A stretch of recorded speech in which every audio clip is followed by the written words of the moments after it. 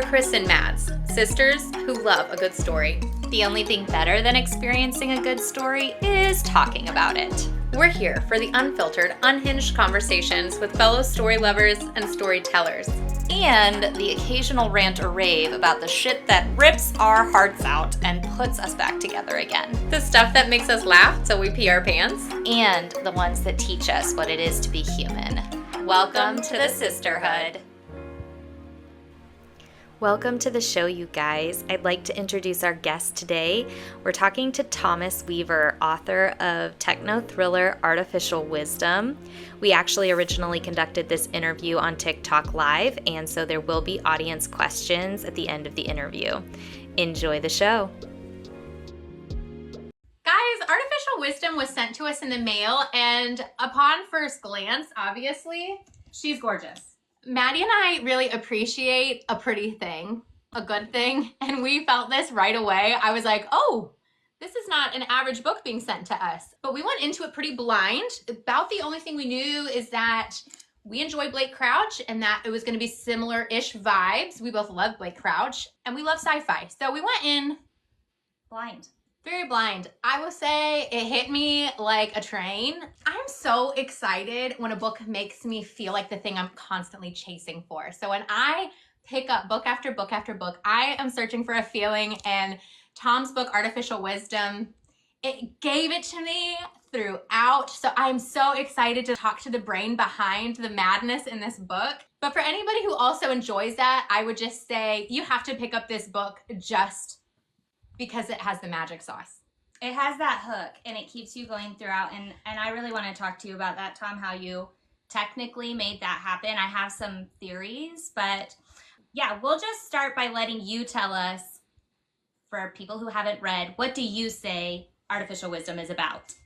That's a great question. I say it is a murder mystery techno-thriller because it is part of what I think people like about it is it is very cross-genre. It's merging light sci-fi. This isn't aliens and spaceships and speed of light calculations. This is near future. This is tech world. This is what happens if all of the tech that we're used to using today, like this, like TikTok, like cameras around the house, and like all of these other things that are just kind of normal to us, what do they look like in 30 years' time, and how would that change? However, it is obviously also a much bigger story. It is a story about what happens if we don't fix climate change today.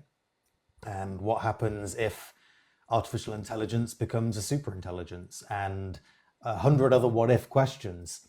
And I'm a little bit careful about that because I think one of my big worries when kind of marketing this book, if you can say it like that, is I think that some of those things can put people off a little bit, and it worries me. Sometimes you just want a light, easy read. Sometimes you want things that pose the big questions. So it's been difficult to try and get the balance of it. Let's just say that. And actually, it was funny. One of the first things I did to try and get the book out there was marketed on Facebook. I did a Facebook ad, and almost immediately it got banned because it mentioned all of the words I wasn't allowed to mention, like climate change and political disinformation and elections. And it was just like, no. So Get out of here.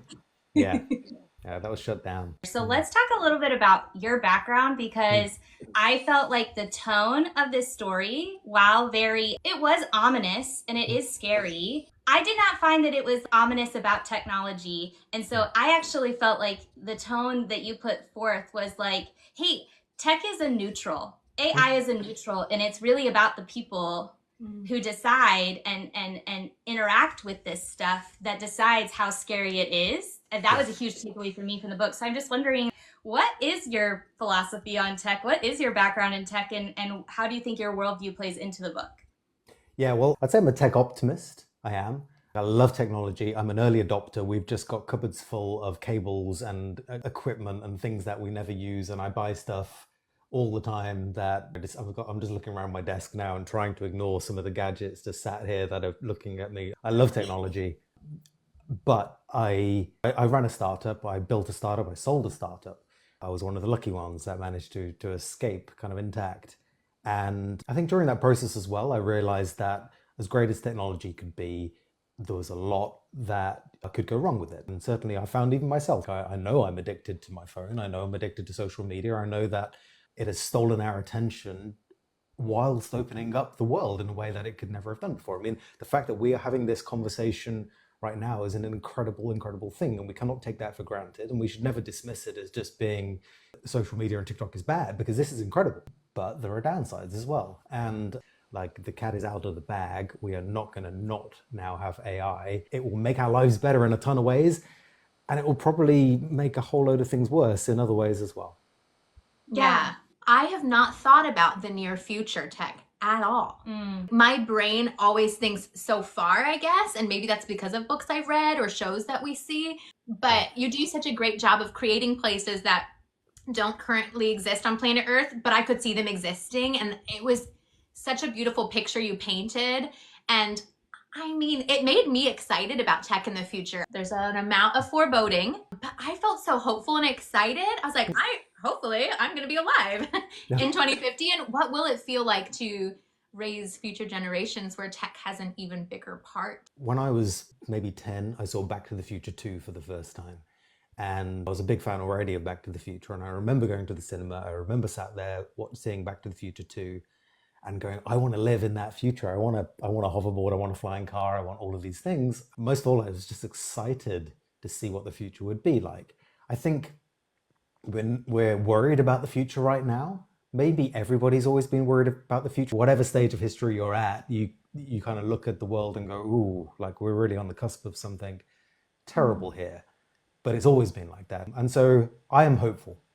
I'm very hopeful, but I also think that we need to take action. We need to do things now and not leave it to the worst possible moment. And my worry about humanity is we have a terrible tendency to leave things to the last minute. I do. I mean, everybody works better with a deadline because we delay. And then when you delay really long, the cost of acting is so much higher. And that was kind of what I want to explore a little bit in this book, because I do think if we leave it too long, even with AI, and the argument in this book is AI could be a net positive and it will have a cost to it. And you might not have a choice because you've left it just too late to make other good decisions. And that's part of the debate of the book, I think. Yeah. And it's a beautiful juxtaposition. It dances so well because Tully, the main character, is, I would say, a pessimist, not a tech pessimist, but a life pessimist. He's a cynic. He's a critic. He's an investigative journalist. So obviously he's constantly looking for conspiracy. He's constantly looking for who's lied, and he's a cynic. But the world that you've painted is sort of tech optimist, and you created some super cool tech here. It isn't like Back to the Future 2. It isn't hoverboards. It actually feels very probable. So I wanted to talk a little bit to you and ask you, where did your ideas come from neural reality, the ego space? I loved the ego space so much. My favorite tech in the book is your security system. It really gave me Ready Player One vibes. I loved it. It felt like a video game. And I think because it's not a space opera, it doesn't take place in space, and the tech is so current tech adjacent, I really think it is a great entry point if you're new to sci-fi. But yeah, talk to us about where you got some of these ideas and how they developed. Current tech adjacent is exactly what I was aiming for, really, which was my problem with Back to the Future now, having gone past the point of 2015 was Back to the Future 2, right? And we don't have our flying cars and we don't have our hoverboards. And I didn't really want to get to the stage where we hit 2050. And if anybody is still reading the book, to look at it and go, well, that didn't really happen. So I really wanted to look at all of the tech in there as being the evolution of something I could see today. So I did a lot of research to try and figure out what was viable and what wasn't.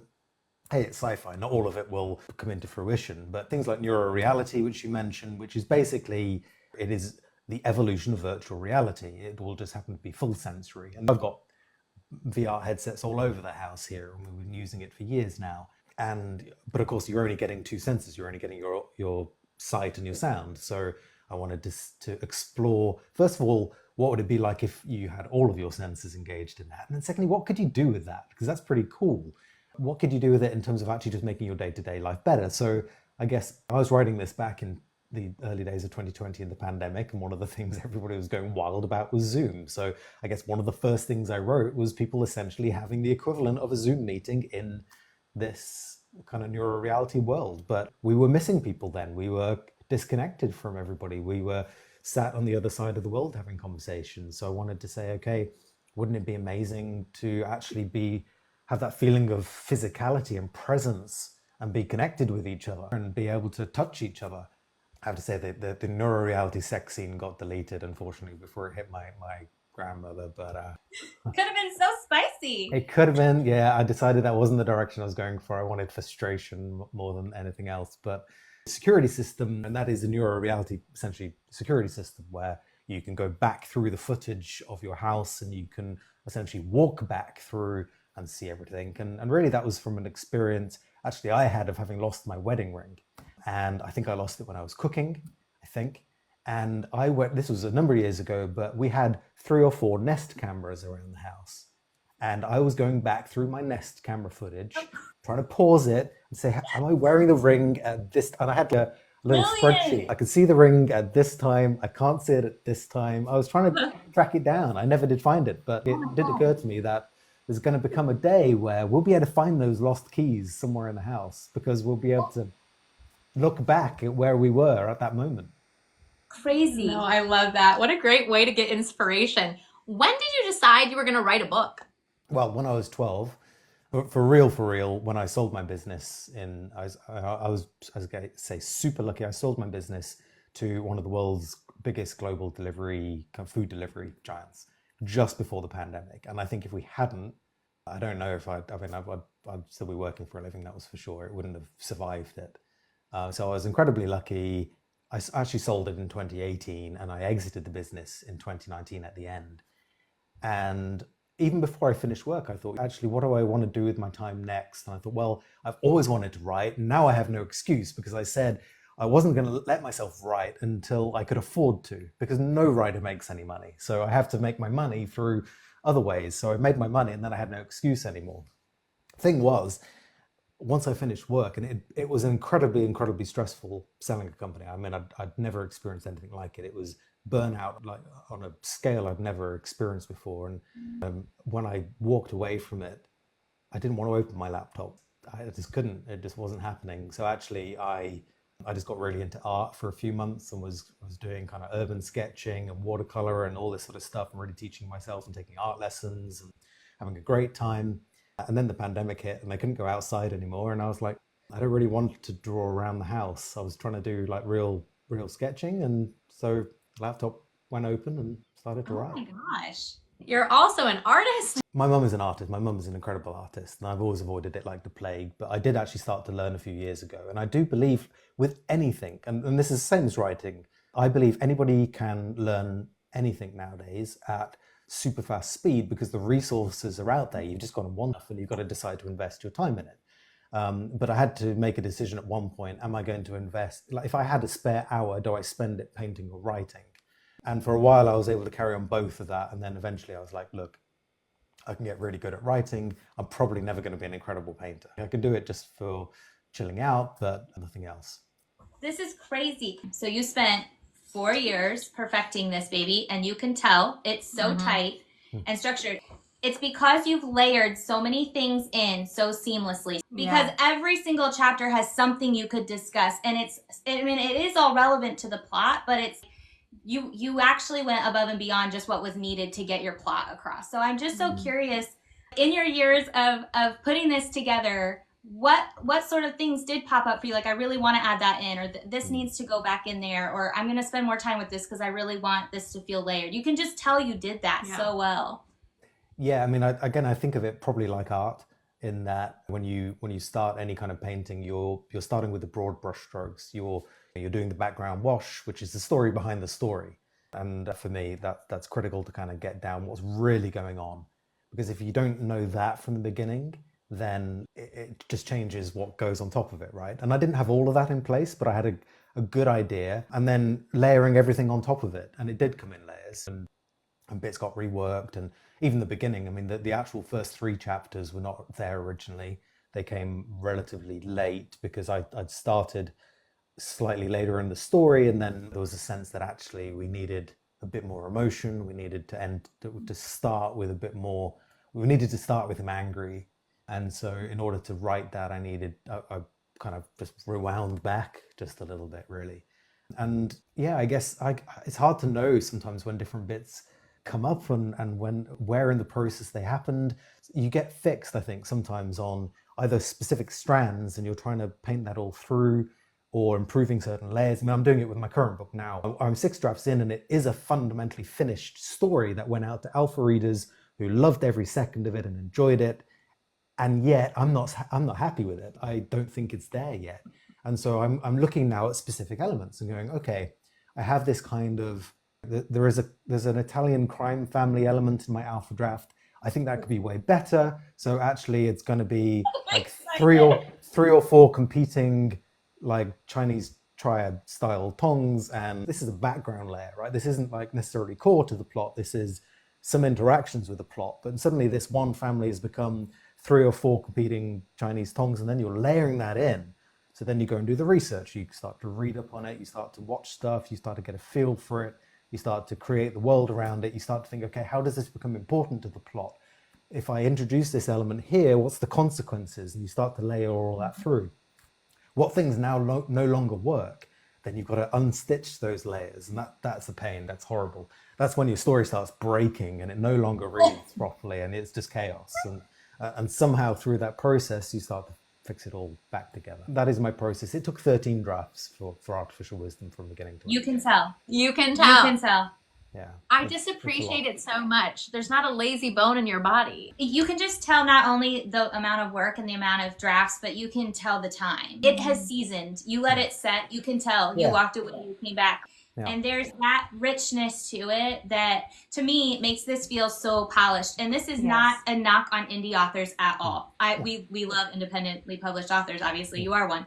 It can be an independent or traditionally published. Yeah. But there's this rush to get it to market, tight deadlines. You can tell it doesn't have that richness to it. It doesn't have that flavor. And so, that was just something that I think if we did have any expectation going into your book, potentially it was, all right, don't get your hopes too high. I read it before Kristen because she was traveling, and one of the very first things I said to her is, you can raise your expectation. From the first page, that first scene with Tully where he's having a depressive episode, he's watching the old footage back, he's drinking, he throws his glass, he's angry. It was just like, you were there, you were feeling things, you felt like you were already in a story. I was super lucky. I mean, I worked with a variety of different kind of writing coaches and editors through the process because, again, it's my background a little bit. I don't like one point of view on anything. So I always thought if I worked with one editor and they were like, yeah, this works, I might then find it didn't. So I did have one core writing coach editor through the process who's incredible. But then every so often, either during the process or between each draft, I would then try a completely different editor who'd never read it before. Because we were so close to it, and I say we because it is me and Mark, my editor. He worked closely with me on this. He guided me through it. I'm reading his book at the moment, actually. I mean, we work together a lot. We exchange stuff a lot. We debate wording and everything over WhatsApp daily. But we got too close to the story sometimes to know whether it was working. So we would have another editor read it, and they would throw in their opinion, and we wouldn't always take it. Some of the little bits that came through that process were like, oh yeah, this could be better. It's often about seeing where the holes are, right? And it's just giving you perspective on it from afar. And you're like, oh yeah, this bit doesn't really work, does it? And then you fix the hole and then you try it again. And you see, okay, does that hole come up again? Or is there another hole that has emerged through it? So I like that process. And I think seasoned is a great word. I always think between each draft, I need space and time to look at it afresh, ideally in a different format. I need to then read it on the Kindle, or I need to print it out or something else like that. I need to have some feedback on it to look at afresh. And that allows me to step back from it and think, okay, how am I going to approach this next bit, this next draft, which is what I'm doing right now. Yeah. It's just, I was in France, and I kept trying to find ways to sneak away from my group to read your book. Like, she's like on vacation, Kristen, but she just wants to read. We're literally about to go see a castle. Could you calm down? And I was like, just give me a minute. Like, I can't wait for more people to read your book because I want to talk about this book so badly. If somebody does a movie adaptation or a show adaptation, and I know they will because it is so fire, don't mess this up. I'm going to need to be in the room with the people making the decisions. Same. Yeah. You cannot go off plot. Do not step away from the page. I mean, you never know whether these things will ever get made into anything, but I always thought I wanted to write something that could be made. So it was deliberately cinematic, I think is how you might say, a cinematic point of view, where it's visual, it's very dialogue heavy. There's internal monologue, but only briefly. I always think if a book relies too heavily on internal monologue, it's very hard to then not significantly adapt it for film, because you've got to somehow translate all of that stuff. So that sort of thinking did go on. It would be very cool if it was made. Who knows? We have to get it out there and bigger and into more hands for that even to be a dream, and maybe that will be way down the road, but fingers crossed. That'd be pretty cool. I think that this style lends itself to lack of inner monologue. It's one of the things I really enjoy about Blake Crouch's writing style too. Yeah. That's just a personal preference for me, but I've learned that about my taste over the last year. So I really don't love internal monologue. It's very difficult for me to enjoy a first person narrative. It just depends on who writes it. Yeah. So that's it. That was an interesting style choice. If you could write anything, right? If you like to cook, you could write a book about that. You could write a book about tech. You could do anything, but you chose this. Why was this what you went and ran with? Oh, it's good. So I actually came up with 5 ideas, and I sent the 5 ideas to my former co-founder, who's like one of my best friends, Kris. And I sort of said, look, here are the 5 things I'm thinking of writing. Which one do you think I should do? And he basically picked it. He said, you should write this one. So it's interesting because that kind of sets your direction of travel then, that you're not, the other stories were very different, I think. And they probably will never get written, because I think once you start writing along a certain path, then you have more ideas along those lines. I've got a ton of ideas in my head. I've got 20,000 words of a book that I started to write that is much more of a end of the world novel, like a real end of the world novel that I think is really cool. But actually, I kind of realized I wasn't ready to write it yet. It's the layers of manipulation I see going on there were like, oh, I need way more experience to put this one together. So I've parked that. I've got other things I need to do first. And I was excited about, I go through these phases with my second book, go through the phases of going, people are going to be disappointed with it after Artificial Wisdom because they want more of the same. Then it's like, oh, well, actually, it's something unique in itself, and maybe they're going to enjoy it. And actually, I'm excited about it now. And you go through these kind of these phases. I will be writing another Artificial Wisdom if people like it enough. If people are, and it seems to be catching fire. But obviously, if enough people read it, then I have a plan for the second one. I have words written of the second one. I have the beginning and the ending. I just don't have the middle yet. Yes, people really want the second one, but can we please talk about your work in progress? Because as excited as I am for a part 2 of Artificial Wisdom, and I am chomping at the bit for it, I will say I am very pleased with how you ended it. It tickled and irked my brain for weeks and still is. But yeah, if no more Artificial Wisdom got written, I would still love book 1 on its own. So, well, speak for yourself. Okay. Maddie was like, I need to talk to you about the end, to get to the end. And I'm like, I'm getting there. Like, come on. And I got to the end and I was like, ah! For those of you guys who have not yet read this book, when I tell you the twist was twisting. It is so intense. You are like I don't know, MacGyver at twists. Like, it is insane. Insane. So this is what I handed around to people. So I want it right now. That's his alpha copy. The one that you just completely mutilated and ripped apart and reworked. Yeah, I actually want to collect all of the copies I've already done back in and burn them, because I'm just not happy with it yet. But it's going to be good. I think I can get it to a stage where I'm super happy with it. And it's different, right? This is going to be another genre blending book. This is something where we are looking at an action thriller within a sci-fi world, right? Where there's a lot of potential for a lot of different books within it. I really wanted to tell something where this is not climate related, but I wanted to tell something where somebody was experiencing the challenges of normal life in a world that was falling apart literally around them.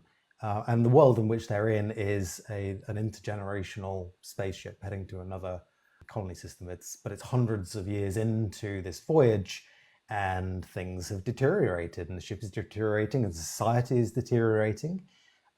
So my main character saga in this is what we call a fixer, and a fixer is someone who is paid to wade in and solve other people's problems. And at the beginning of this book, she is asked to solve a problem, a predatory neighbor she's basically asked to sort him out. And unfortunately, it tumbles into a much bigger plot.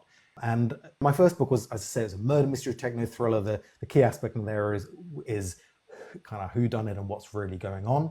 This one is very much a what is going on, like what's really going on. You can see the plot, but you don't really know what's really going on until the end. And I kind of like that idea. So there's an aspect of that in here, but it's a female protagonist, single point of view. There's fight scenes in it. There weren't fight scenes in Artificial Wisdom. It is gritty. Like I can't have rain on a spaceship, but if I could, it would be raining. This is why I'm so excited about Futility Town, because tonally, it is absolutely my shit. Oh my God. Just that premise alone, I'm like, give it to me now. No. I need it now. I think it's fun because I kind of feel like, I mean, I love sci-fi. I adore sci-fi. I read a lot of sci-fi, but sci-fi stories are often a kind of a particular, I don't know, they feel like sci-fi stories. I don't know how to describe it. They don't feel sometimes like the real world stories happening in a bigger sci-fi world, right? No. And that's what I kind of love. I kind of love this idea of, okay, how do you tell a police procedural in a completely like different world to our own? And there's examples out there of people doing this very, very well. I mean, I think the first real kind of thing that I read that blended genres like this in the past was Altered Carbon by Richard Morgan, which was very futuristic, very cyberpunk, but was fundamentally a guy brought back in, re-sleeved in a body hundreds of years after he essentially died his last life to solve a murder mystery. And I was like, okay, this is very cool. I kind of love all this sort of idea of big sci-fi events, but interesting stories within it. Yeah. No, I love this so much, the direction you're going in. Just don't make us wait too long. I know you're a perfectionist and you have to do 13 drafts. I'm sorry, it's got to be right. It's got to be right. I did. So my original plan was to bring it out this year, but I don't think so. I think I've got to get it to the stage where I'm happy with. Because the thing is, I keep on tweaking the story under the story. I keep on saying, okay, it would be even better if, like, we have this thread coming through. What do I want everybody to believe at different stages of the story, and how long are you spending on each stage of belief? This is what I did with Artificial Wisdom. I want people to believe this for this long, and then we need to make sure by this point the story moves and we become something else and it moves again. And that's a deliberate process. But if you're trying to just tweak that end point, if you suddenly go, oh, actually, it'd be even better if this was the case, then there's a lot of unthreading that you need to do and then rethreading, kind of going back through again and trying to make sure you've got enough of the answers down before you spend too much time writing something in that you then have to rip back out again. We trust you. Yeah, we trust you. And also just make sure you send us an early copy, please. It's on my list. Yeah, please put us on your list. Yes. So what is your writing process like now? I know you said you take breaks so that you can come back with fresh eyes. You're letting other people read it. But are you like, I write so much every single day? Or are you like, I wait for inspiration? No, I think this is similar to my philosophy on everything, really, is that I tend to go into states of flow. And that state of flow can last a few days, a few weeks, and then stop. I think that's good for me because it allows me to really deeply get into something, but also to have a break from it. And sometimes that break is when the thinking happens. And I find my best writing happens when I've thought about it first. And if I haven't really kind of got it through in my head, then it's not good enough. So going for walks and going for runs or even sometimes when we go away, went skiing in Canada at Easter, and on the plane flight over, I spent 4 hours just plotting the Artificial Wisdom sequel, because I don't know, it was just something about getting out the house. I'm sat there on the plane and it was just an incredibly creative session, and I'm just bullet pointing tons of stuff that I could see happening at the end and the beginning. And so sometimes I'm not a writer every day. Yeah. Yeah. Oh my gosh, what a process. I feel like it takes such self-discipline. Your discipline is not being in the office at 9 a.m. It's like, I'm going to be disciplined when I'm in flow, and I'm going to listen to that. I'm going to be intuitive, which is, I think, why you created a book that feels like it was written by somebody in flow. Agreed. What made you decide to create your own publishing house for your books instead of going trad publishing route? I did actually start thinking that I would go down the traditional publishing route. I think everybody does, because that was what all the people around me were doing. And we put it out to some agents early on, and the answers I was getting back from people were, people don't really want to read this kind of stuff right now. And I was like, okay, fine. Part of this is a process. You've got to find the right agent and so on. But I started to feel like the industry is so slow. I was getting things like, when you submit to people, you get responses back saying, we'll get back to you sometime in the next 4 months. And I'm just not used to that. I worked in a startup. Things move very, very quickly. I like having control over everything. And the more and more I went through the process, I mean, we even got to the stage where I actually had an offer from a publisher, but even the other authors I know who are traditionally represented were not getting marketing money spent on their book at all. And so I just look at all of the work that you have to do to get a book out there. And it's like, there's millions of books out there. And how do you make yours stand out? How do you make sure somebody picks it out of that massive pile of potential reads and loves it? First of all, you've got to write a good story, of course, because if they do pick it up, you've got to make sure they enjoy it, but you have to make sure it gets into people's hands.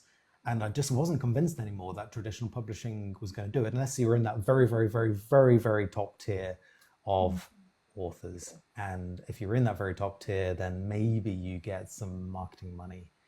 But I just didn't think it was going to happen. So I basically said, look, I have invested in other people's businesses, and it's time to invest in me and put my money in myself, and to pay for good editors, and to pay for proper proofreaders, and to pay for the best cover designers out there, and to hire a sales team and then a marketing team, and then do it the same in the US. It's been quite an experience. It's been frustrating at times. Like, launching in the US has been way more complicated than I could ever have imagined it would be. It was where I always wanted to get things going.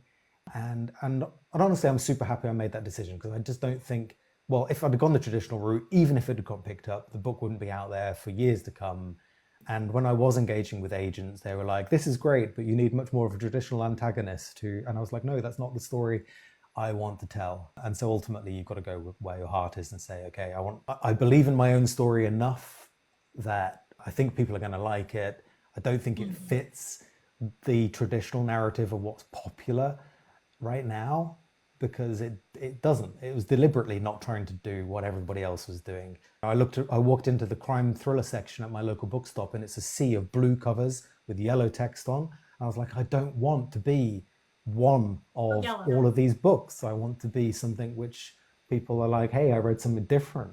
I just love that you did it this way. I love that you waited till the book was exactly how you wanted it, which I know you could have worked on it forever, but that you waited till it was good enough, and then you put your power and your business power behind it, and you did it your way, and you trusted that you would connect with the audience that was meant to find it and love it, and you have. And it's so, and we're all so grateful that you didn't water it down or change it at all. Thank you. I really appreciate that. You're right. It's hard to know when to stop, and certainly once it's gone out to the market, you see such a wide range of responses to it. You have to just move on and write the next thing. I think that's the key, and trust that it's good enough. I will say, like, we forced this book into our father's hands, like, immediately after finishing. Well, he asked us for it because we wouldn't shut up about it. Yeah, he was just like, okay, so I'm guessing this is my next read. And we're like, it is. And so is he doing audio? He's doing Stephen Pacey's audio. Someone asked who your, like, inspiration was, like, sci-fi writers. There's so many. It's difficult to know. So again, I would say I don't think there's a specific inspiration in terms of, like, my style is like this, because I would say that actually my style has come from more stuff outside of sci-fi than in, stylistically. Like, if we're really talking prose and plot and the way that it all fits together. But I've said before, my favorite sci-fi of all time is Ender's Game and Ender's Shadow. I still put those two together. They're still one book for me, different POVs of the same book. It's the one story that when you daydream, and you can imagine, if you go, I wish I'd written that. Like, that's the story. If I daydream about what I would love to have written, it's that. And it's really the battle school game in that for me, which I just think is stayed with me from the moment I first read it. And I just love it to bits. So that's definitely huge for me. But certainly that was a book with significant twists in it. I love a twisty book. So would you ever write fantasy? I always thought I would write fantasy, because I mostly read fantasy throughout my teens and 20s. and let's say early 30s. And so I always thought I'd write fantasy. I guess you'd never say never, but I definitely feel like fantasy is done so well by so many other authors. I don't currently have anything fresh to bring to the table. I'm more interested in, I think, some of what I love about sci-fi is it allows us to explore our world of today through the lens of tomorrow. You're able to take, hey, what are all the things that we're worried about now? And you can push it forward decades, hundreds of years, and you can push it to an extreme, and it allows you to evaluate your current situation.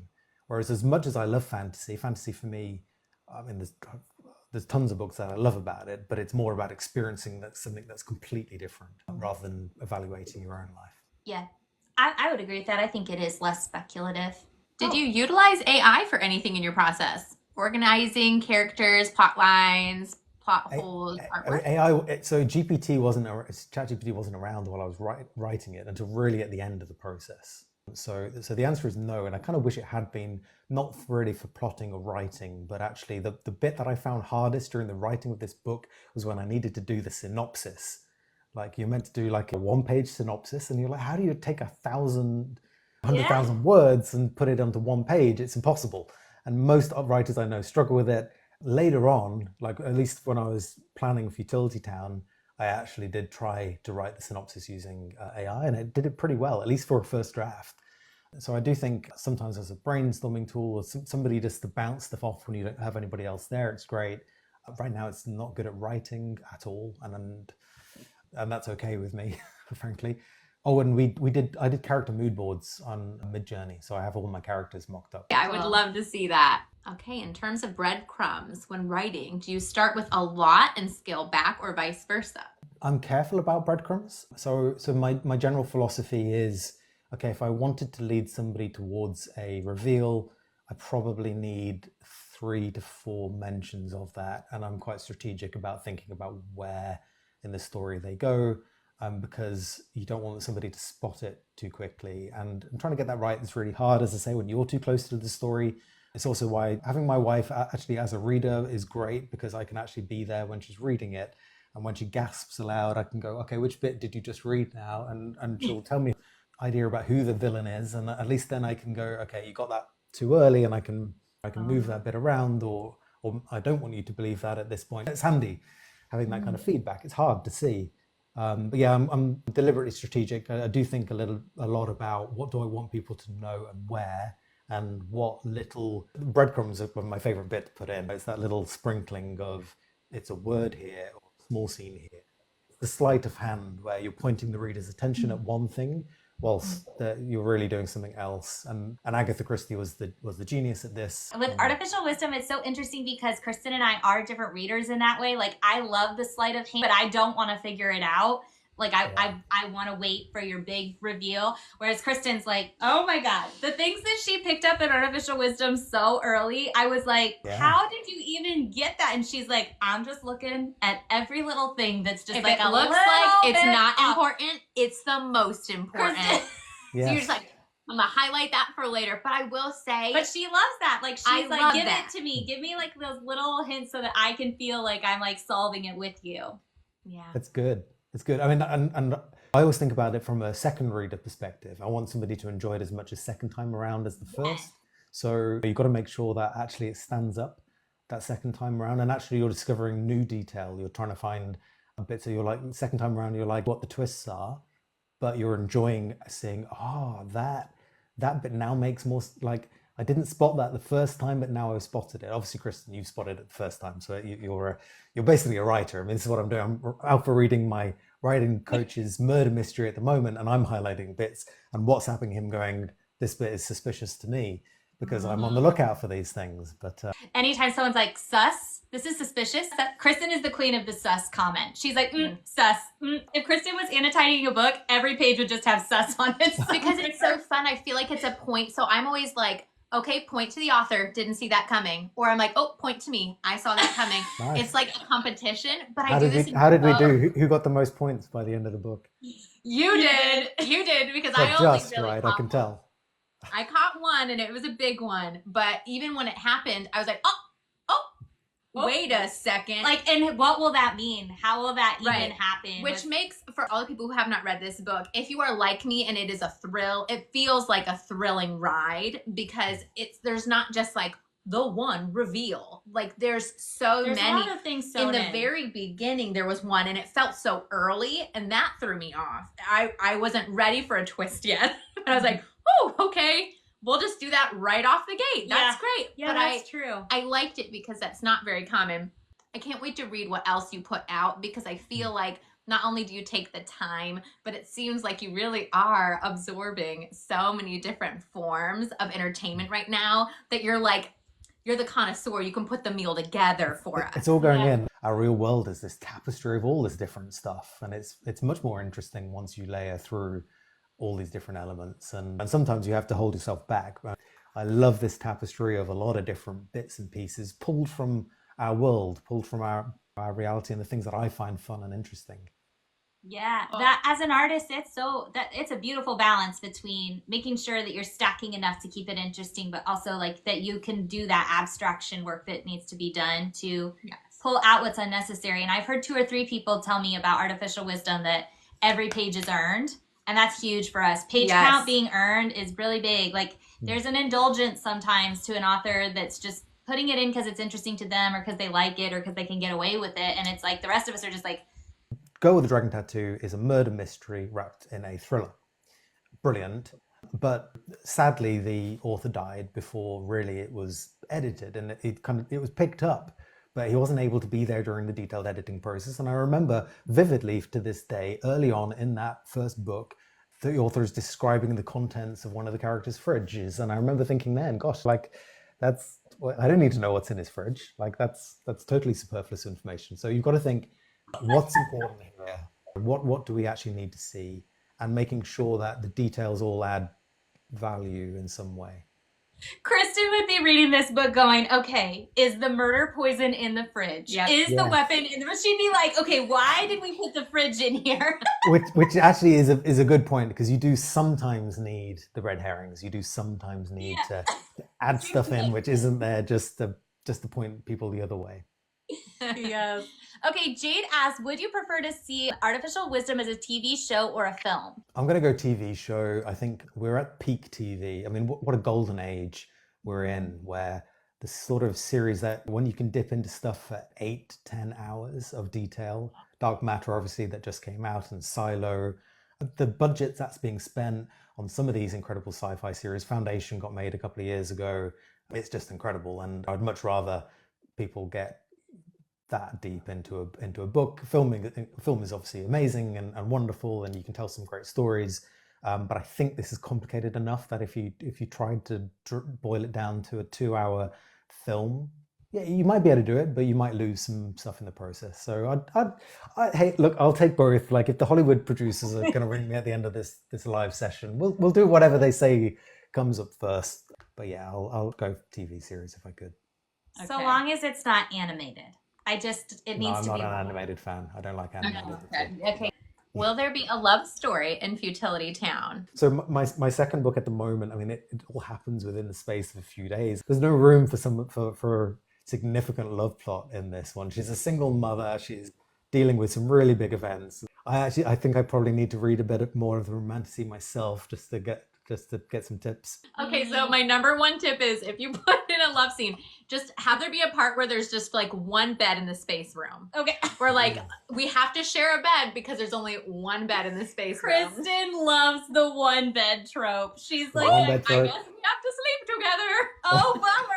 None of us could possibly sleep on the floor. People would put your book down. They'd be like, oh no, he's one of those. Don't actually do that. That's not real. Yeah. No, but we both appreciate a good romance plot, but I do think we are very slow burn. We're slow burn girlies. So if you don't have that time, 2 days is not going to be enough. No. Okay, Brenna asked, dystopian futures have used tech as the villain in a lot of stories, especially movies in the 80s. I very much didn't want to do that. Sci-fi is really integral to the way that we perceive the world and our future. Sci-fi informs technology, technology informs sci-fi. We have mobile phones today because of things like Star Trek painting the way. And we are scared of things like artificial intelligence because of things like the Terminator. And so if we endlessly paint the same narrative that AI is going to destroy everything, we may end up creating technology that destroys everything. And I just think that there's an ethical value there for writers of movies and TV shows and books to actually think a little bit differently around this, and to not just default to technology is evil and going to kill everyone. And unfortunately, it's still the story that gets made the most. None of my books, including the new one I'm writing and my plans for the future, none of them have a traditional black and white antagonist. I'm actually really excited for the antagonist in my second book, because I probably can't even say much about it, but I like antagonists that maybe you're going to sympathize with and think that maybe they're right. That's kind of really appealing to me, actually. Maybe sometimes your protagonist is the guy that's wrong or the girl that's wrong, and that's really interesting. And I feel much the same way about technology. It could be both. Yes, I think our society is very ready to face the story head on, that we are the heroes and the villains. Yeah. And how we're going to be the catalysts for good or evil comes down to our agency and our choice. And I think that gives the reader something interesting to think about. The more we can engage with stimulus and integrate ourselves, like the better we're going to be as a society. The more, I think, fully realized we're going to be as a society. So yeah. I love artwork that is very entertaining and very stimulating and fast-paced and just fun to gobble up, and and it's so delicious. Like, I love the setting and I love to imagine it in my head. But at the end of the day, what sticks with me is stuff that makes me think. As scary as things might be out there, that it's not about that being the villain and me being the hero. It's about, that's a thing, and I get to choose how I'm going to approach it and who I want with me to help approach it and how we're going to solve problems together. Absolutely. I mean, look, the very best of sci-fi, I think, is the ones that really do this in a way that entertains you. Because if you're not entertained, you're going to not get through the story anyway. So that's obviously criteria number one. But when you're able to pose those really big questions in new ways, I'll come back to Blade Runner. I do think actually Blade Runner 2049 for me is a big exploration of what does it mean to be human. And that's really exciting to me, because it asks it in a way that I've never seen asked before. But it does it in a way that's completely entertaining. It's not a lecture. It's not trying to tell me what it means to be human. It's leaving you asking the questions at the end of it. And that's what I think great sci-fi can do. It can shine that lens. It can do it in different ways. My main character in Artificial Wisdom is morally grey. Like, he's a good guy. He believes in the truth more than anything. But sometimes he'll go about that in ways which aren't completely ethical, and you can kind of understand why he's doing it. It comes from his motivations. But yeah, that's fun to write. That's the fun bits. Yeah, we full send. Please don't do traditional antagonists. We love this. Okay, Jake asks, what are some of your favorite fantasy books? Well, historically speaking, I grew up in the age of golden epic fantasy. Things like The Belgariad by David Eddings and Legend by David Gemmell, and Wheel of Time, which was for a very, very long time my favorite series kind of ever. And I reread it every time a new book came out. Nowadays, things like The First Law, I just think is incredible. It's much more morally grey. Obviously, it's grimdark. The first few books of the Malaysian epic are unbelievable, but I haven't made it all. I get hit on book 5 and I don't seem to be able to get past it. Every time I reread it, I get to that. I haven't managed to push past book 5 yet, but I'm determined one day I'll finish Malaysian. But I love the first book of that in particular, and the second book is it's just kind of mind-blowing, scary. I've always said it Malazan. I might be wrong. I'm British. I get these things. Malazan. I like Malazan better. Everybody I've heard, us Americans so lazy with it. We're like Malazan. The Malaysian Book of the Fallen. Yeah, that sounds very epic. Way better. Okay, do you have a favorite audiobook narrator? Stephen Pacey, undoubtedly, which is why I selected him for mine. I was listening to, as I often do, the First Law trilogy when I was writing the book, and sometimes I could hear Stephen narrating my book, like when I was writing it. I could hear his voice in my head, and actually that I think some of the prose has ended up a bit Joe Abercrombie as a result of listening to Stephen Pacey narrate, because I noticed that there's certain patterns which land really well for him.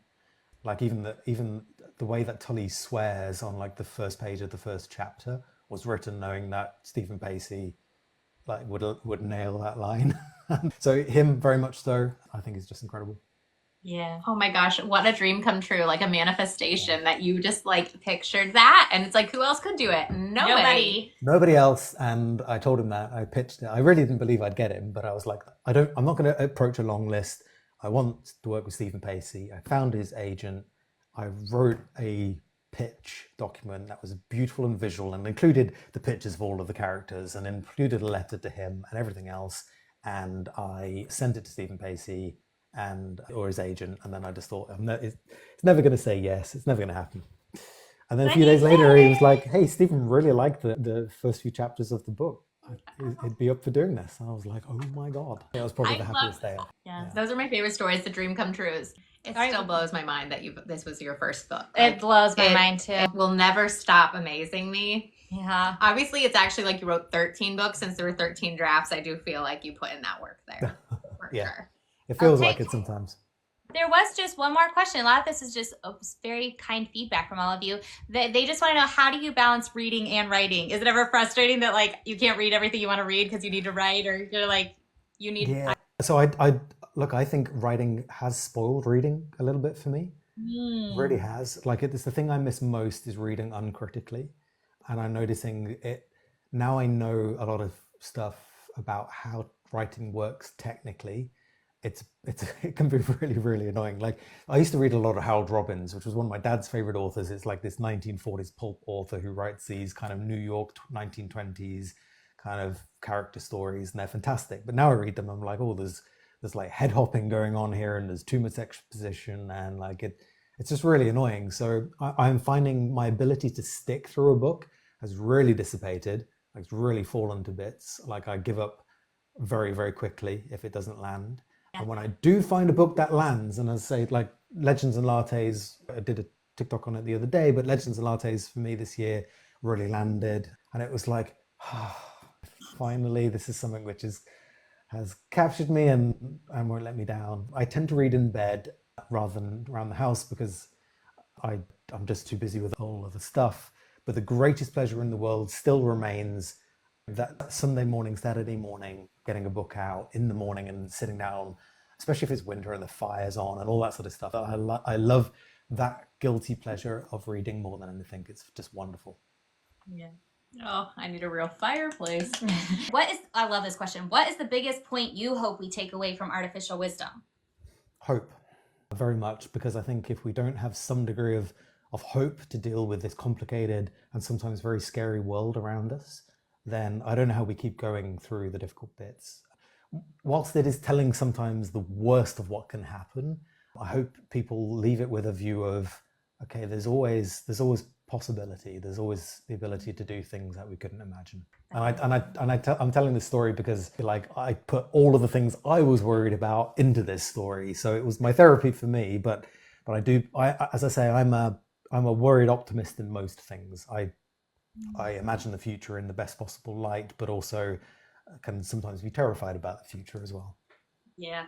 I kind of got that vibe. I was like, oh, okay, we're going there to all the scary, creepy places. But it landed for me the hope for sure. Yeah. I mean, thank you guys so much for joining us and for just being as excited as we are about Artificial Wisdom. But it's been a pleasure, Tom. Thank you for doing this for us. Thank you for seeing readers and keeping the readers in mind. Hey, look, the pleasure's all mine. I mean, the worst fear of any author is that you're going to write something that nobody reads. So when you find people that actually enjoy your book, like, I want to talk about it endlessly. I love talking about it. Literally, this is a dream come true for Maddie and I. When we started our channel, we were like, authors are celebrities to us. So it's really special. You just made a dream come true for us doing this with us. Thank you. I really, really appreciate it. And hey, your guys' videos have been incredible. As I say, when I get a video that's as enthusiastic as yours are about artificial wisdom, it's the first thing that we're sending around the family. The kids get to see it, my parents get to see it, everybody gets to see it. So it means a lot, and especially that you've enjoyed it so much. And I just want to know, it really does. It keeps me writing because, as I say, otherwise you were in this room writing into a black hole. You don't know whether any of it's landing. So when somebody enjoys it, it gives you just that little push to keep picking up the pen and writing those next words. Yes, push. Go write us another book, okay? All right, goodbye, everybody. Thank you so much for being a part of this. Bye.